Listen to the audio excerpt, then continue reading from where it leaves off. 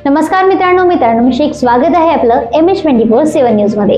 आज आपण बोलणार आहोत एका अशा नेत्याबद्दल ज्याचं नाव सध्या महाराष्ट्राच्या राजकारणात गाजतंय। होय, आपण बरोबर ओळखलंय। आपण बोलत आहोत सुधीर मुनगंटीवार यांच्याबद्दल। 2025च्या पावसाळी अधिवेशनात त्यांनी ज्या मुद्द्यांना हात घातलंय त्यामुळे सत्ताधारी आणि विरोधक दोघंही चक्रावून गेले। मग तो किशोर जोरगेवार यांच्याशी संबंधित संरक्षक भिंतीचा मुद्दा असो की शेतकऱ्यांचे प्रश्न असो, पर्यावरणाचा विषय असो की हिंदी मराठी भाषा वादावर त्यांची ठाम भूमिका। सुधीर मुनगंटीवार यांनी प्रत्येक गोष्टीवर आपली छाप सोडली आहे। चला तर मग जाणून घेऊया त्यांनी कोणते मुद्दे आतापर्यंत उपस्थित केले आहेत आणि हे मुद्दे आपल्या सामान्य जनतेसाठी का महत्त्वाचे आहेत। सर्वात अगोदर बघूया संरक्षक भिंतीचा वाद। सुधीर मुनगंटीवार यांनी चंद्रपुरामधील संरक्षण भिंतीच्या प्रकरणात दोषी अभियंत्यांवर कारवाईचा मुद्दा उपस्थित करून सभागृहात खळबळ माजवली। त्यांनी थेट प्रश्न विचारला, या प्रकरणात दोषींवर कारवाई होणार का? हा मुद्दा का महत्त्वाचा आहे? कारण हा थेट भ्रष्टाचाराशी संबंधित आहे आणि सामान्य जनतेच्या पैशांचा गैरवापर थांबवणं ही प्रत्येक नागरिकाची मागणी आहे। सुधीर मुनगंटीवार यांनी हा प्रश्न उपस्थित करून आपल्या पक्षातीलच किशोर जोरगेवार यांना दिलं, ज्यामुळे विरोधकांना देखील त्यांच्यावर टीका करण्याची संधी मिळाली। पण मित्रांनो, हा धाडसीपणा दाखवतो की मुनगंटीवार कोणालाही सोडणार नाही, मग तो स्वपक्षीय असो किंवा विरोधक। अध्यक्ष महाराज, संविधानामध्ये निवडणुकीला उभं राहणाऱ्या उमेदवाराला शिक्षण अनिवार्य केलं नाही, कारण त्यांनी काही एखादी चूक केली तर ती आपल्याला मान्य होईल। पण अधिकारी इंजिनियर्स याची निवड करताना अध्यक्ष महाराज, आपण एखादा इंजिनियर निवडताना तो नॉन मॅट्रिक असेल तरी त्याला इंजिनियर म्हणून जबाबदारी देत नाही। जबाबदारी देताना माझा स्पेसिफिक मंत्री महोदयांना प्रश्न आहे की त्या इंजिनियरनी एखादं काम करताना ते अचूक करावं, योग्य करावं, जनहिताचं करावं, जनतेला त्रास न होणार करावी ही अपेक्षा आहे। अध्यक्ष महाराज, माझा मंत्री महोदयांना स्पेसिफिक प्रश्न आहे, आपण एखादी पूर संरक्षक भिंत बांधतो तेव्हा जनतेला पुराचा सामना करावा लागू नये यासाठी बांधतो, पण इथं अध्यक्ष महाराज 100 मीटरची भिंत बांधताना हा अहवाल तुमच्याच विभागाने तुम्हाला उत्तरासाठी दिलेला अहवाल आहे। माझे स्पेसिफिक प्रश्न आहे संजय भाऊ, आणि ज्यांचं नाव एस पासून सुरू होतं त्यांनी नो म्हणायचं नसतं, एस म्हणायचं असतं। आणि म्हणून माझा पहिला स्पेसिफिक प्रश्न की जो इंजिनियर बहुरीय आहे त्यांनी चूक केली त्याला तुम्ही निलंबित करणार आहात का? नंबर 2, याची मौका चौकशी करून त्याची सत्यस्थिती काय, त्या नाल्याची रुंदी किती आहे, त्या नाल्याच्या संदर्भामध्ये वस्तुस्थिती काय याची मोजणी भूमी अभिलेख करून करणार आहात का? आणि नंबर 3, त्या नाल्याचा नैसर्गिक जो प्रवाह आहे तो थांबणार नाही किंवा रुकावट होणार नाही यासाठी तो नाला योग्य पद्धतीने बांधणार आहात का? आणि हे बांधण्यासाठी महानगरपालिकेची NOC घेणार आहात का? सुधीर मुनगंटीवार यांनी 30 खासगी विधेयकाचा मुद्दा घेऊन विधानसभेत इतिहास रचण्याचा प्रयत्न केलाय। मुनगंटीवार यांनी यंदाच्या अधिवेशनात तब्बल 30 खासगी विधेयक सादर करून सर्वांना आश्चर्यचकित केलं। ही विधेयक सामाजिक, आर्थिक आणि पर्यावरणीय मुद्द्यांशी संबंधित आहे। यातून त्यांनी दाखवून दिलं की हे फक्त टीका करत नाहीत तर ठोस उपायही सुचवतात। ही विधेयक शिक्षण, आरोग्य आणि शेतकऱ्यांच्या कल्याणाशी निगडीत आहेत, ज्यामुळे सामान्य माणसाच्या जीवनात बदल घडू शकतो। खासगी विधेयक सादर करणं हे दाखवतं की मुनगंटीवार यांना सामान्य जनतेच्या समस्या माहीत आहे। शिक्षण आणि आरोग्य यांसारख्या मूलभूत गरजा पूर्ण झाल्या तरच खऱ्या अर्थाने विकास होतो, याचा हा प्रयत्न जनतेला थेट फायदा पोहोचवू शकतो।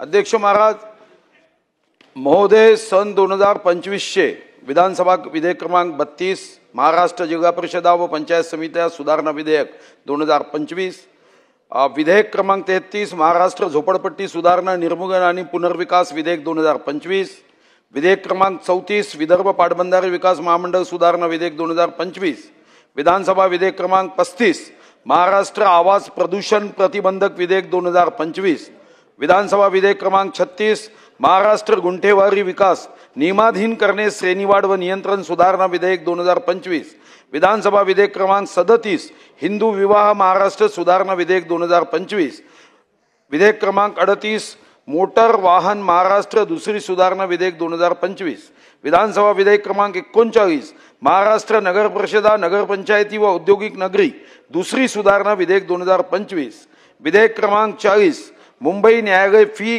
सुधारणा विधेयक 2025, विधानसभा विधेयक क्रमांक 41 महाराष्ट्र बेकारी निर्मूलन विधेयक 2025, विधानसभा विधेयक क्रमांक 42 महाराष्ट्र कामगार स्त्रिया व महिला शेतमजूर प्रसूती सहाय्य विधेयक 2025, विधानसभा विधेयक क्रमांक 43 महाराष्ट्र प्रोत्साहनाद्वारे कुटुंब नियोजनाला चालना देण्याबाबतचे विधेयक 2025, विधानसभा विधेयक क्रमांक 44 महाराष्ट्र स्वयंसेवी संस्था विकास व व्यवस्थापन महामंडळ विधेयक 2025, विधानसभा विधेयक क्रमांक 45 महाराष्ट्र कुल वहिवाट आणि शेतजमीन सुधारणा विधेयक 2025, विधेयक क्रमांक 46 महाराष्ट्र रस्त्यावर राहणाऱ्या मुलांना सोयी व सुविधा पुरविणे आणि राज्य शासनाने त्यांची जबाबदारी स्वीकारणे विधेयक 2025, विधेयक क्रमांक 47 महाराष्ट्र राज्यात लैंगिक गुन्ह्यांना प्रवृत्त करणाऱ्या जाहिराती व जाहिरात फलक लावण्यास समाज माध्यमावर व संकेतस्थळावर प्रसिद्ध करण्यास प्रतिबंध करण्याबाबत विधेयक 2025,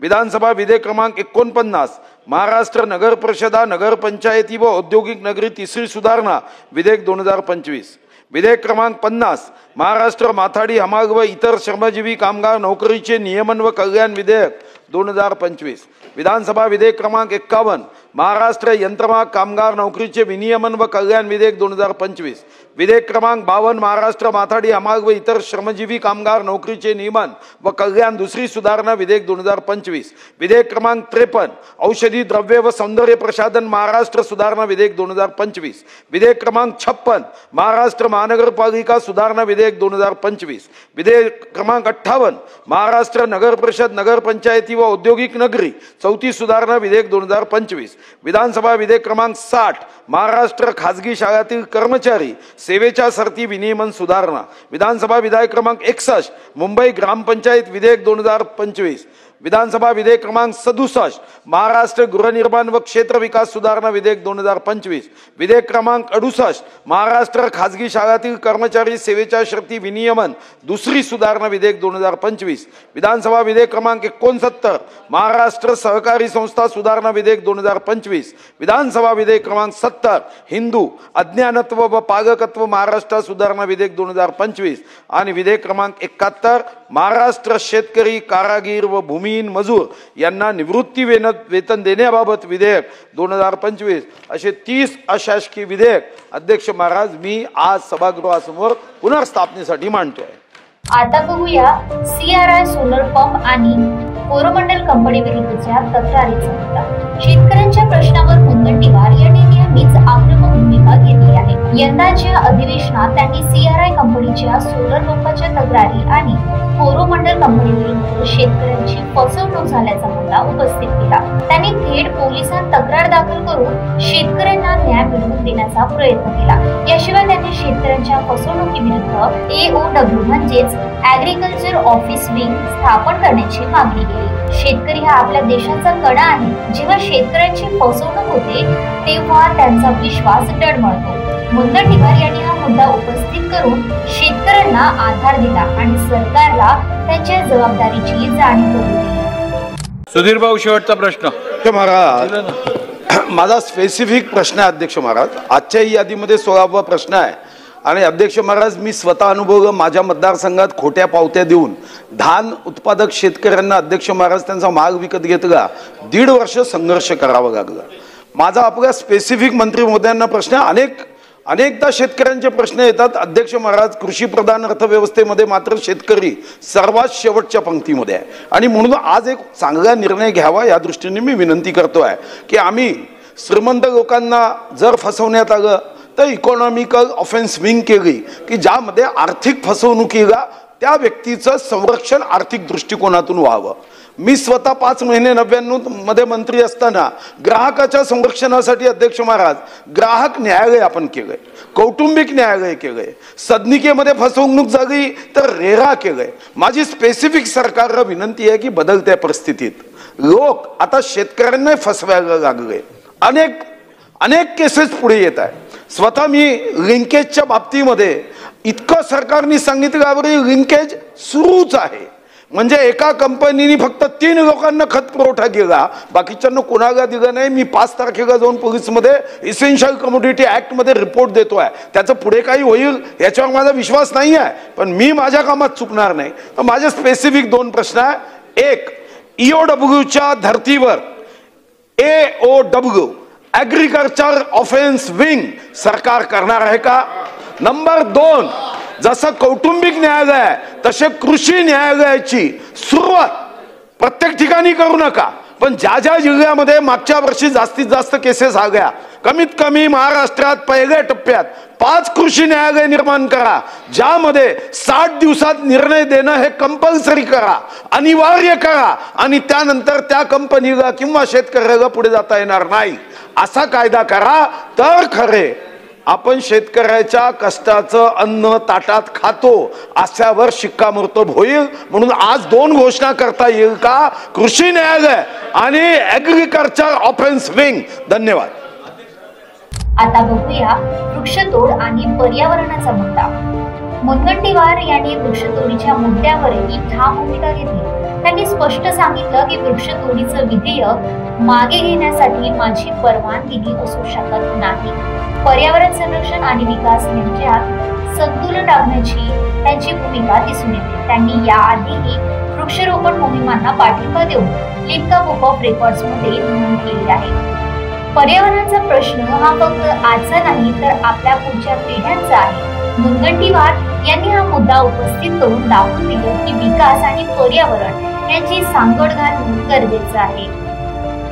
वनमंत्री एक कार्यक्षम नेते आहे, अनुभवी नेते आहे.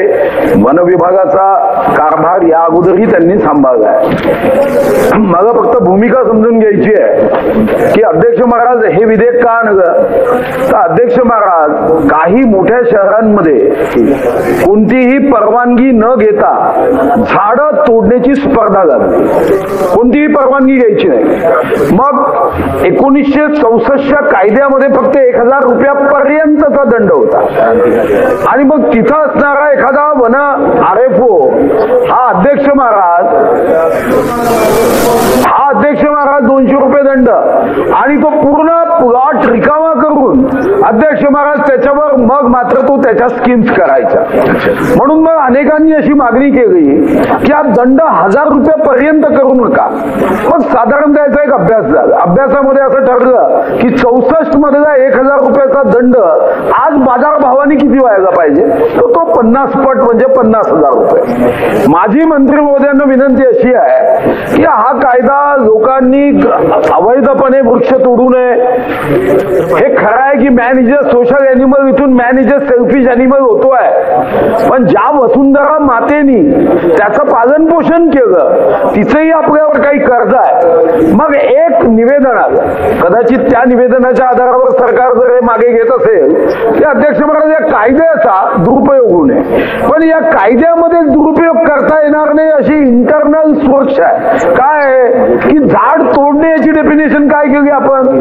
झाड तोडणे याची डेफिनेशन आहे की झाड मारून टाकण्यासाठी किंवा त्याचा नाश करण्यासाठी, झाड जाळण्यासाठी त्याच्या बुंद्या भोवतालची साल कोरणे किंवा झाडाची साल काढणे. त्यामुळे काही लोकांनी जो गैरसमज पसरवला होता की आम्ही फांद्या तोडल्या तर 50,000 रुपये दंड होईल, तर अध्यक्ष महाराज फांद्या तोडल्याने कुठेही दंड नाही. फांद्या तोडता येतात, पण झाड आणि तोडायचं असेल तर ते आधी तोडता येतं, फक्त परवानगी घेऊन तोडावं लागतं, एवढाच नियम आहे.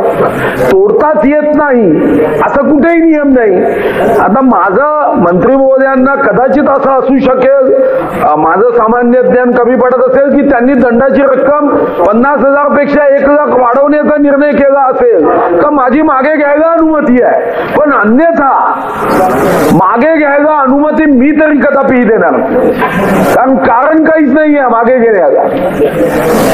मान्य मंत्री महोदयांना माझी विनंती आहे की हे विधेयक मागे घेण्याचं काय कारण आहे हे त्यांनी सुस्पष्टता सांगावी. अन्यथा अध्यक्ष महाराज सुधारित 1,00,000 रुपयापर्यंत आणायचं असेल तर ठीक, किंवा ज्या जिल्ह्याच्या लोकांनी हे निवेदन दिली तेवढा तेवढा जिल्हा मायनस करा ना, आमचा आक्षेप नाहीये. मला माहिती आहे की निवेदन कोणी दिलं ते एकाच कारणाने आहे की त्यांना त्या खैराची झाडं तिथं कापायला अनुमती पाहिजे. आता तेवढा मर्यादित तो जिल्हा मायनस करा, पण पुणे का मायनस करताय, नाशिक का मायनस करताय, चंद्रपूर का मायनस करताय? तेवढी एक परवानगी घ्या, ती देता येते ना.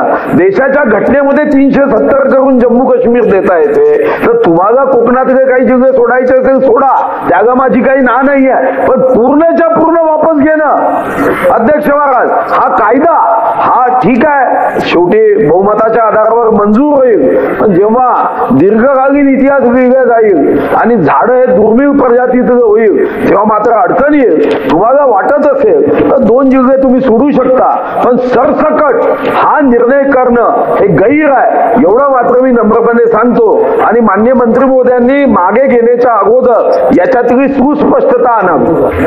1964 मधलं हे विधेयक आहे. या विधेयकामध्ये जो दंड 1000 होता, सेम विधेयक जसंच्या तसं 1000 वरून 50,000 रुपये झालं. एवढंच हे विधेयक आहे. या विधेयकामध्ये काही नवीन निर्बंध आले का? कोणतेही नवीन निर्बंध आले नाही. या विधेयकामध्ये डेफिनेशन बदलली आहे का? डेफिनेशन बदलली नाही. म्हणजे 64 पासून 2025 पर्यंत जो कायदा आहे त्या कायद्याच्या कोणत्याही शब्दामध्ये बदल न होता फक्त दंड वाढवला.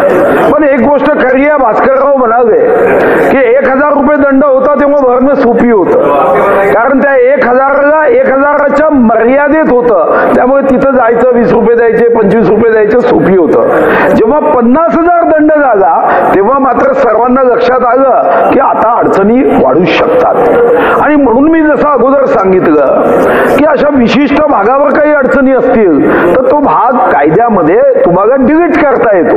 पण अध्यक्ष महाराज, सरसकट अशी सूट दिली तर यातून अनेक प्रश्न उपस्थित होतात. मग कदाचित काही लोक असा प्रश्न करतील तर 64 मध्ये तर कायदाच होता, तो आजपर्यंत आहे. आता जर आपण कायदा मागे घ्यायचा असेल तर माझी माननीय मंत्री महोदयांना विनंती आहे, एक तर त्यांनी एक छोटी समिती करावी किंवा एक बैठक आयोजित करावी. आणि मी सुद्धा सुरुवातीलाच सांगितलं यावर चर्चेत भाग घेताना की काही विशिष्ट भाग सोडायचा असेल तर सोडता येईल, पण सरसकट जर तुम्ही कायदा मागे घेतला तर त्यातून होणारे परिणाम, आपण काही जिल्ह्यांच्या संदर्भामध्ये तिथं काही प्रश्न निर्माण होऊ शकतात, तेवढे जिल्हे डिलीट करू शकतो. तो अधिकार आपल्याला सरकार म्हणून आहे, ते जिल्हे डिलीट करायला कोणाचा विरोध असण्याचं कारण नाही. पण तेवढ्या 2-3 जिल्ह्यांसाठी साऱ्या महाराष्ट्राला सूट दिली तर यातून मात्र एक चांगला प्रघात आपण निर्माण करू शकणार नाही. आणि म्हणून मंत्री महोदयांना माझी विनंती आहे की या संदर्भात आपण एक बैठक आयोजित करावी आणि सुधारणा करून पुन्हा निश्चितपणे आपल्याला वनराईचं रक्षण करणं जबाबदारी आहे, ती आपल्याला नवीन रूपात आणता येईल का एवढं तपासा. आणि आता बघूयात लँग्वेज वॉर बद्दल. होय, महाराष्ट्रात हिंदी मराठी भाषा वाद सध्या चर्चेत आहे आणि सुधीर मुनगंटीवार यांनी यावर आपली ठाम भूमिका मांडली आहे. मुनगंटीवार यांनी नेहमीच मराठी भाषा आणि संस्कृतीच्या संवर्धनावर भर दिला आहे, पण यावेळी त्यांनी एक पाऊल पुढे टाकत सांगितलं, मराठी ही आपली मायबोली आहे, पण हिंदी ही आपल्या राष्ट्रीय संपर्काची भाषा आहे. दोन्ही भाषांचा आदर करणं ही आपली जबाबदारी आहे. भाषा वाद घडवण्यापेक्षा आपण सांस्कृतिक एकता जोपासली पाहिजे. त्यांनी मराठी भाषेच्या संवर्धनासाठी विशेष कायद्याची मागणी केली. तसेच हिंदी आणि इतर भाषांना प्रोत्साहन देण्यासाठी शैक्षणिक धोरणात बदल सुचविले. भाषा ही आपली ओळख आहे, पण विवादाचं कारण बनता कामा नये. मुनगंटीवार यांनी मराठीच्या अभिमानासोबतच राष्ट्रीय एकतेचा संदेश दिला, ज्यामुळे सामान्य माणसाला आपली संस्कृती आणि राष्ट्रीय बांधिलकी याचं महत्त्व कळतं. ही तरतूद नक्कीच आहे की विधानसभेचं कामकाज मराठी किंवा हिंदी किंवा इंग्रजीत चालेल. अध्यक्ष महाराज, ही महाराष्ट्र विधानसभा नियमात तरतूद नक्कीच आहे. पण अध्यक्ष महाराज, साधारणतः मीही 95 पासून आहे, इंग्रजीमध्ये आपली कार्यक्रम पत्रिका कधी मी तरी बघितली नाही. आता माझ्या प्रिझन वर्गमध्ये इंग्रजीत कार्यक्रम पत्रिका मी तुम्हाला देतोय. अध्यक्ष महाराज, ऐकून तर घ्या ना. पहिल्यापासून आहे म्हणजे IAS ला आपण मराठी शिकवायला लावतो, इकडे मराठी अभिजात भाषा करायची आणि मराठी ज्यांना बोलता येत नाही त्यांना हिंदीची संधी असताना जबरदस्तीने इंग्रजी, मग हिंदीत बोलावं, कार्यक्रम पत्रिका हिंदीत घ्यावी, हिंदीच्या सक्तीला विरोध ठेवायचा आणि इंग्रजीच्या सक्तीवर प्रेम दाखवत, इंग्रजी गागिंगन. अध्यक्ष महाराज, नाही माझा आक्षेप आहे अध्यक्ष महाराज, महाराष्ट्र विधानसभा नियम करत असताना इंग्रजीचा प्रभाव असेल. माझी आपल्याला विनंती आहे की तुम्ही एकदा नियम समितीची बैठक घ्यावी, इंग्रजी शब्द जिथं जिथं असेल तो काढून टाकावा. मराठी शिकलीच पाहिजे, अभिजात भाषा आहे. आणि समजा एखाद्याला खूप अडचण असेल तर हिंदी, आणि खूपच इंग्रजी शिवाय समजत नसेल तर पासपोर्ट विजा काढून डायरेक्ट ब्रिटन पार्लमेंटमध्ये पाठवा. हे काय पद्धत आहे अध्यक्ष महाराज? इंग्रजीमध्ये कामकाज पत्रिका दे साहेबांच्या मागे कदाचित इंग्रजी जास्त चालताय की काय माहिती. सुधीर मुनगंटीवार यांनी आपल्या पक्षातीलच किशोर जोरगेवार यांना संरक्षण भिंतीच्या मुद्द्यावर धारेवर धरून एक धाडसी पाऊल उचललंय. त्यामुळे विरोधकांना त्यांच्यावर टीका करण्याची संधी मिळाली, पण त्याच वेळी त्यांनी सामान्य जनतेच्या मनात विश्वास निर्माण केला. किशोर जोरगेवार यांनी स्वतःची फॅन फॉलोइंग तर तयार केली आहे, पण मुनगंटीवार यांची आक्रमक आणि सर्वसमावेशक भूमिका त्यांना नवीन समर्थक मिळवून देईल का? त्यांनी भ्रष्टाचार, शेतकरी, पर्यावरण आणि भाषावादासारख्या मुद्द्यांवर ठामपणे बोलून सामान्य माणसाच्या मनात स्थान निर्माण केलं आहे. 2025च्या पावसाळी अधिवेशनात सुधीर मुनगंटीवार यांनी भ्रष्टाचार, शेतकऱ्यांचे प्रश्न, पर्यावरण आणि हिंदी मराठी भाषा वादावर लक्ष केंद्रित करून आपली छाप सोडली. त्यांचे मुद्दे थेट जनतेच्या हिताशी जोडलेले आहेत आणि त्यांची ही आक्रमकता सामान्य माणसाला त्यांच्याशी जोडते. मित्रांनो, तुम्हाला काय वाटतं? मुनगंटीवार यांची ही भूमिका त्यांना नवीन फॅन फॉलोइंग मिळवून देईल का, की हा फक्त राजकीय डावपेच आहे? तुमचे मत कमेंट्स मध्ये नक्की कळवा आणि हो, आमच्या चॅनलला सबस्क्राईब करायला विसरू नका.